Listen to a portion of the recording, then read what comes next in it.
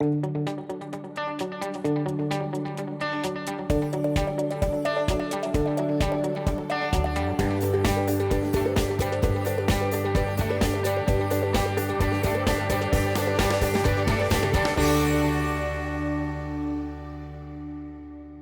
think the thing I bring to a company is getting from no revenue at all to $1 million in revenue. All of those early stage things of mitigating the risk and finding out what people really want.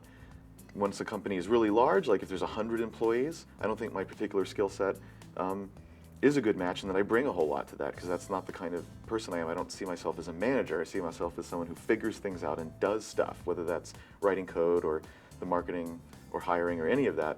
I just get stuff done, and at the beginning, that's what you have to do.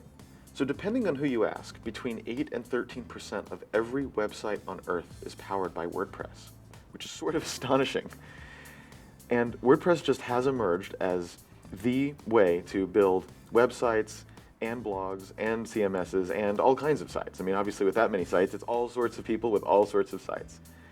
And I think WordPress has ties to a couple of locations in particular, and WordPress is really beloved in Austin. And I think the reason is that Austin has such a culture of not only startups, but freelancers and designers.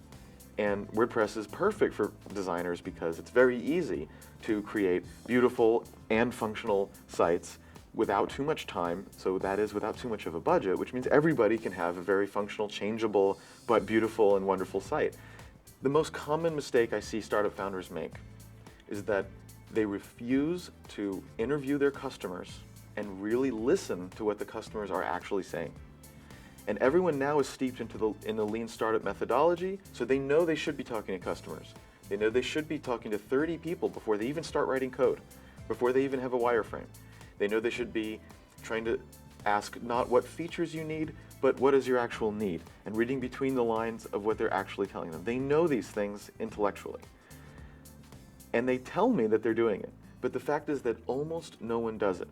And if they do interviews, it's a sales pitch, not an interview, and so forth. When I find a startup founder who hasn't been doing that, and then they start doing that, I cannot tell you how many emails I've gotten of people, okay, I did it, you're right, now I'm doing this, and literally in the course of a week, they've shifted everything. And it's not that their whole company's wrong. In fact, this has put their company on the right track. What's nice about Austin is the diversity of opportunities, that there are so many ways in which you can have a career in Austin, especially when you're young, and you're still trying lots of things on for size. It's the kind of place where you can do literally that, even if the specific job you're doing right now ends up not being the thing you want to do. And I feel like in a lot of other cities, you're sort of locked into a certain mode. In the Valley, they have a certain expectation of what a startup kind of means. And if you decided that that wasn't quite the culture that you wanted, that it didn't fit in, you probably need to move next. Whereas in Austin, you might not need to move, and in particular, you can just see those things unfolding around you and decide whether those are the kind of things you like. Austin's the kind of place where it's easy to grow a network.